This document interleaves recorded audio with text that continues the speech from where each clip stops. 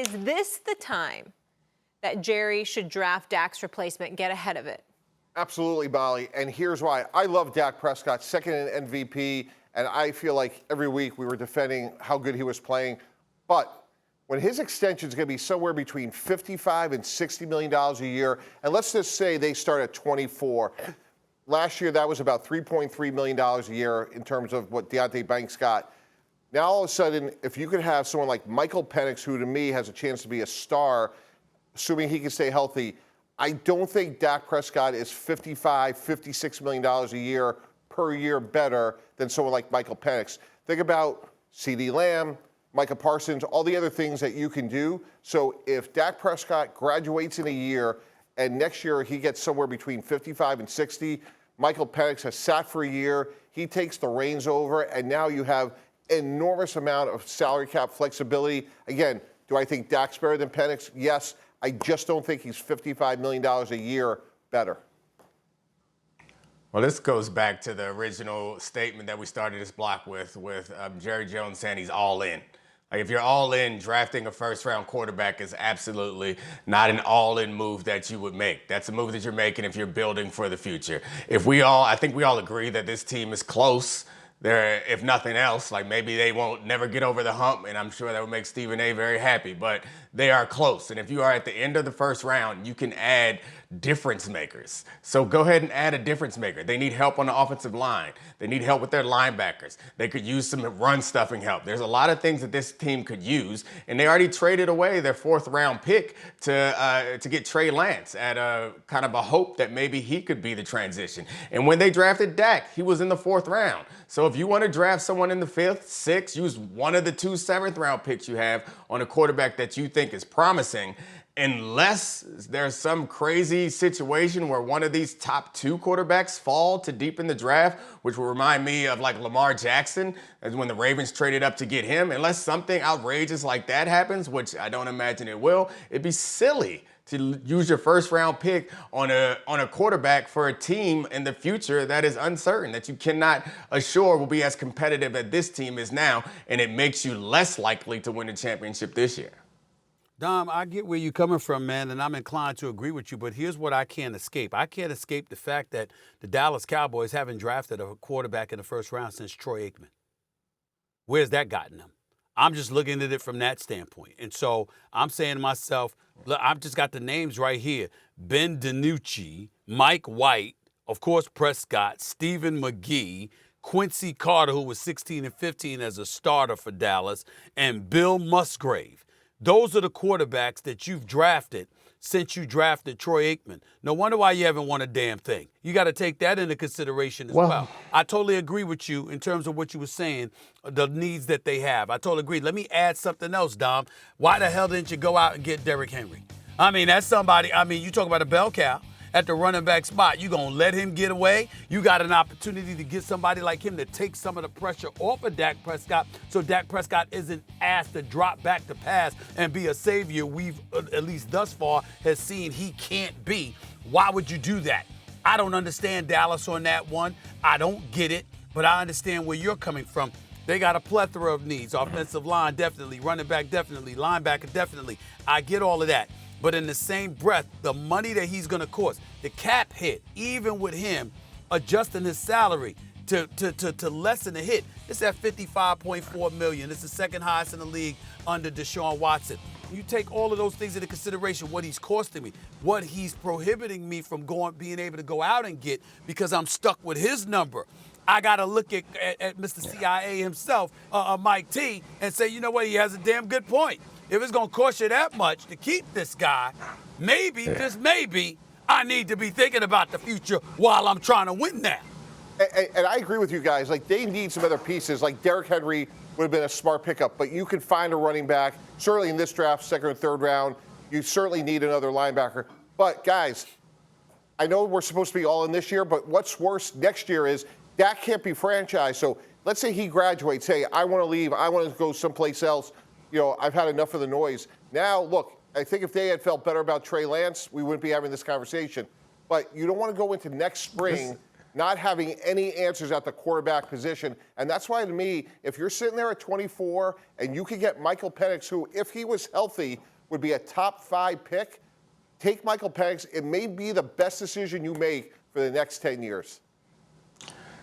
So this reminds me of the Warriors, honestly, in that you guys are trying to do this 2 tracks at the same time thing, which has never worked in any sport at any time. It's really hard to win a championship. So you cannot develop a bunch of guys, trade away those young draft picks, trade away those promising young players to bring in veterans that can help you win now. And I think that's the same thing with the Cowboys are in a situation now. I think you could obviously be critical of a lot of decisions that they made, players that they haven't picked up. But the reason they haven't drafted quarterbacks in the first round is because they've had back-to-back 2 really good quarterbacks, neither of which were drafted in the first round. The point isn't to draft quarterbacks high. The point is to find quarterbacks that have success and support them in a way that they can reach the highest level, which is win a championship. So maybe you guys are right. Maybe they should start transitioning for the future. That's fine. But we have to acknowledge the decision that you're making is lowering the probability of winning a championship this year. I don't know by how many percentage points, but getting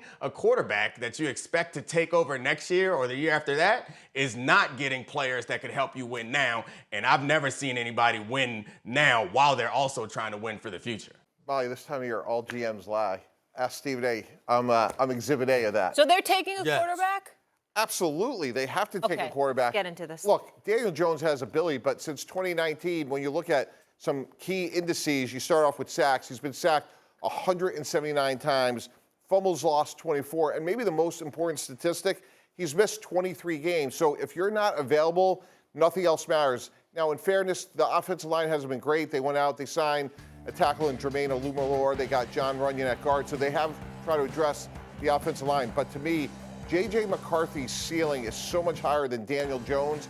They need to get a quarterback. Daniel Jones only has 1 year left of guaranteed money, so it's the ideal time. If I'm the Giants, I don't think he'll be there at 6. We know that Minnesota needs a quarterback. They're at 11 and 23. So if I'm Arizona, I have to sit there and say, do I want to take Marvin Harrison, or do I want to take 2 first-round picks from Minnesota, or do I engage with the Giants? And to me, the draft starts at 4, and if I'm the Giants, I get Arizona on the phone. I don't get off without making J.J. McCarthy the next quarterback of the Giants. Nick? Yeah, I think that Mike, I think, misunderstands the proper way to develop a quarterback. And it's not his fault. I think a lot of people who are watching the draft don't understand that you have to have the situation right before you go get the quarterback. And I think that Daniel Jones is the perfect example of that, where he was brought in there, and even the owner of the Giants would accept that they did not give him a fair shot. There's no quarterback that's going to be dropped into a bad situation. And I think we make a mistake by looking around the league and wondering what teams need a quarterback. We should be asking what teams are ready to have a quarterback. And I think the Vikings fit that category. The Giants don't, because it doesn't matter. There are very few guys in the history of this league that have been drafted and they've been so good that you drop them on a bad team and then all of a sudden they are on a different trajectory. Like, I think of Joe Burrow, I think of Cam Newton. Like, since that we've changed the draft structure, I think of C.J. Stroud. Other than that, every other quarterback we have who's had success has come into a good situation no matter where they were drafted. We've seen guys as late as the last pick in the whole draft have success because the situation matters much more than the player. And I think the Giants will be making another mistake again if they bring another quarterback into this situation until they rectify the issues with the O-line, get a top-flight receiver, improve the consistency on the defense. All these things need to be addressed before you throw a young, promising quarterback out there to be ruined like they did the last one. I respectfully disagree with you, Dom, but not for the reasons you would think. I get where you're coming from, but here's my thinking. I don't expect J.J. McCarthy to play anytime soon. I mean, I'm thinking along the lines of what's wrong with drafting a quarterback that you think, first of all, he's just finished an undefeated season in college football and won a national championship. His strength is throwing over the middle because they think that's a translatable skill to the NFL level. Outside the numbers and the deep throws, he's got to work on a bit more, but giving him time to develop that skill set, utilizing Daniel Jones because you got him available to you at this particular moment in time and buying yourself time in the city hope, because there's a future if you can go out and do exactly what you said, Dom. What's wrong with taking a quarterback that's available to you, particularly if you know you're not going to be under any pressure to use him immediately? I think you could do that. If you're talking about a guy that you're going to draft and you want him to be a starter for week 1, then I get where you're coming from. But if it's somebody that you don't plan on utilizing that way, and there's a waiting period that can come in play where you don't have to rush him into the line of fire, I think that it's nothing wrong with grabbing a J.J. McCarthy, knowing that you're going to use him a year or two down the road instead of immediately. Yeah, Stephen A., like great example of that. If you look at Green Bay, they had Brett Favre, they drafted Aaron Rodgers, he sat. Look how that worked out. They have Aaron Rodgers, they draft Jordan Love. Look how that worked out. When we were at the Jets, we drafted Chad Pennington. He was our third-string quarterback, and when he played at a really high level. And then, to me, you can move forward. You can look at, obviously, what happened in Kansas City. Alex Smith was a B. Patrick Mahomes comes in.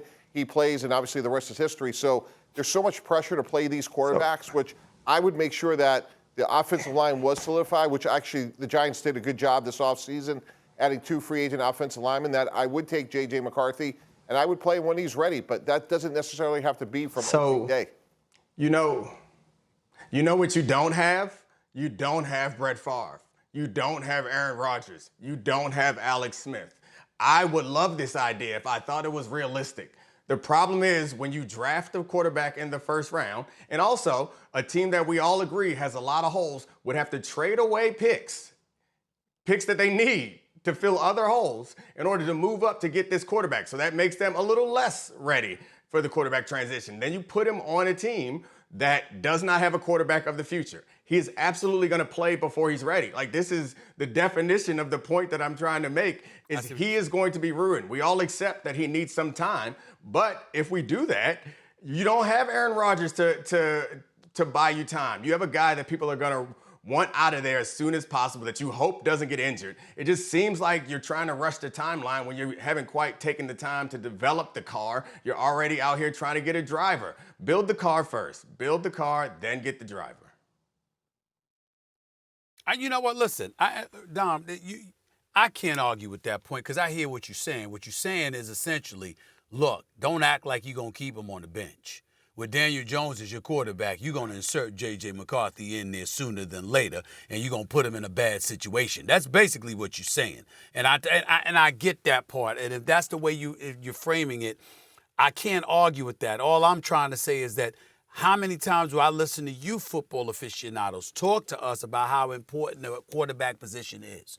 And if you're going to lean on that, and we clearly believe that Daniel Jones is clearly not that guy, what do? You know, you build the parts around him, but you leave the quarterback there. I just don't know how you could get away with that, Dom, in today's NFL culture.